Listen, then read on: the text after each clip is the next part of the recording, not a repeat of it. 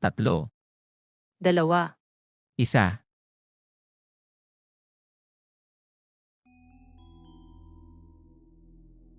Anong nangyari? Lumabas ang lobo na puro itim. Ano kaya ang nangyari?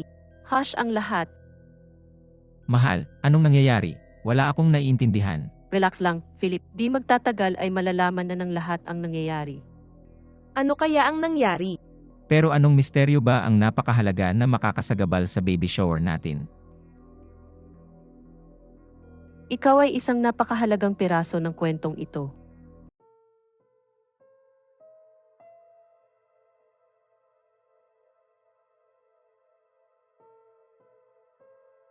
Ha? Ang sapatos na ito ay hindi akin.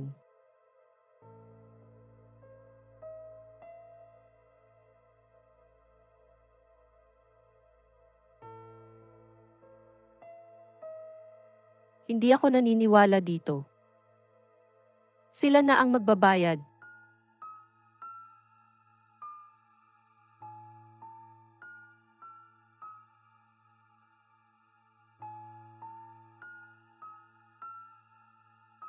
Honey, may narinig ka ba? Oo nga baby, dapat ang aso. It ain't nothing, no? HMMM. Tulog na naman ako.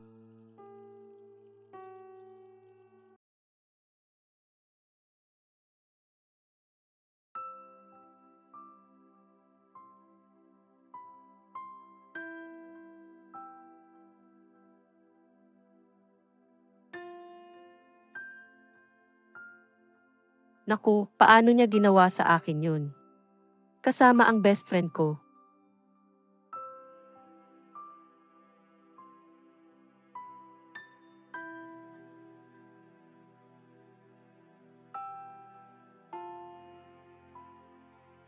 Diego, Marisa, bakit ka umiiyak? ano na nga ba ang nangyari? Kailangan kitang kausapin agad. Kalma ka na, Marisa. Hindi mo alam kung ano ang nakita ko lang. Saan po ba kayo makikita? Sa parisukat, sa loob ng 15 minuto, kailangan kita, kaibigan. Okay, papunta na ko dyan. Pero sabihin mo sa akin ang nangyari. Hindi ka maniniwala. Pero may nangyaring napakasamang bagay ba? Mas mabuting ipakita ko sa iyo. Oh, Diyos ko. Felipe at Patricia, sila. Ngunit, hindi ba best friend mo siya? Kailan mo pa ba alam yun? Ngayon ko lang nalaman. Oh, Diyos ko. Paano nila ito magagawa sa atin? Di ko alam. Gusto ko sana siyang sorpresahin. Dumating ako at nakita ko silang dalawa sa kama. Ngunit, may plano na ako. At kailangan ko ang tulong mo, Diego. Maaasahan mo ako sa kung ano man ang kailangan. Hey, pag-ibig. Hi, pag-ibig. Okay, kanina pa kita hinihintay. Namiss mo ba yun? Hit. Ngayon hindi ko nakuha yung mga messages na ikaw lang ang nagpapadala. May surprise ako para sa iyo. Oo, seryoso. Mahilig ako sa mga sorpresa. Magiging mga magulang na tayo. Talaga, baby? Wow. Masaya ako. Gusto mo ba na babae o babae? Oh, para sa akin, hindi mahalaga. Babae man o babae, magugustuhan ko ito tulad ng... Legal, may isa pa akong balita. Napili ko na ang mga groomsmen. At sino ito? Alam ko ba? Best friend ko po si Patricia. At ang kanyang nobyo, Diego. Pero bakit siya? Wala akong maisip na iba kundi ang best friend ko na maging good mother. Baby, pero yun lang, hindi ko alam, di ba? Ang laki ng pamilya ko. Pwede naman si tita. Ang ate ko. Pero okay lang yun. Tiwala ako sa iyong pinili. Kaya ito ay mabuti. Ihahanda ko na ang lahat at ipapaalam ko na sa kanya, okay? Pag-endorso, Bye. pag-ibig. Alam mo na ngayon. Ikaw at ang batang ito ay ang pinakamahalagang bagay sa buhay ko, tama ba? Oo.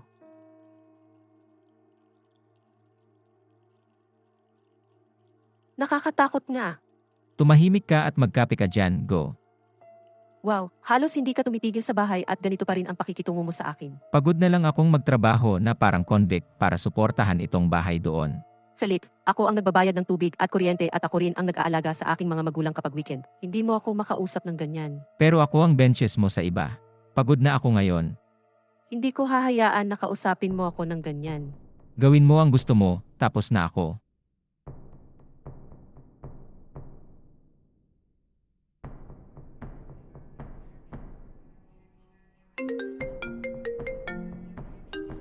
Nako, ano ba ang gusto niya ngayon? Tignan ko, meron na ako. Anong bag?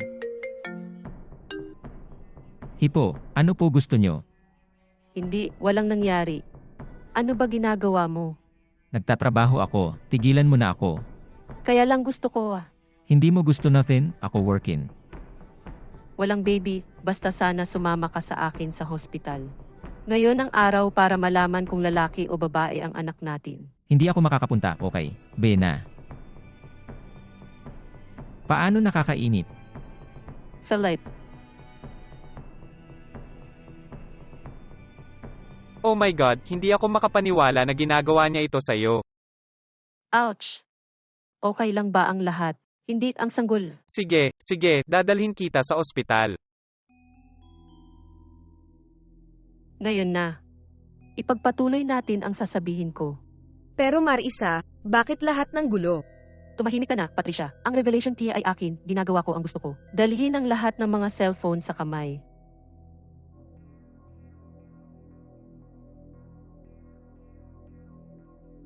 Ang makulit.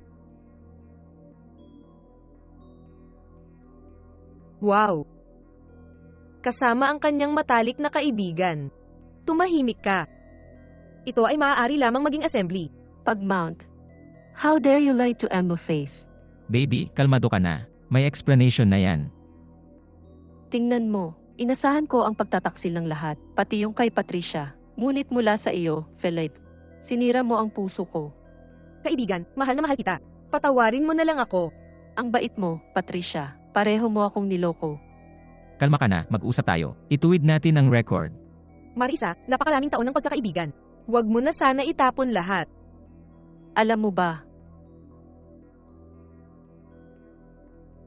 Isa kang ordinaryo at manloloko. Wala ka na sa daan ko. Hindi na kita gustong makita. Ang fake nito.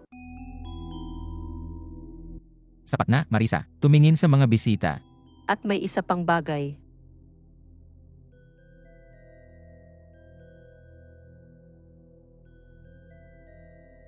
Ang sanggol ay wala na. At kasalanan mo lahat yan. Ano?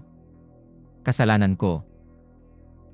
Para sa iyong pagtataksil, sa iyong pagtalikod sa sandaling kailangan ko ito ng gusto. Baby, hindi ko alam. Patawarin mo ako.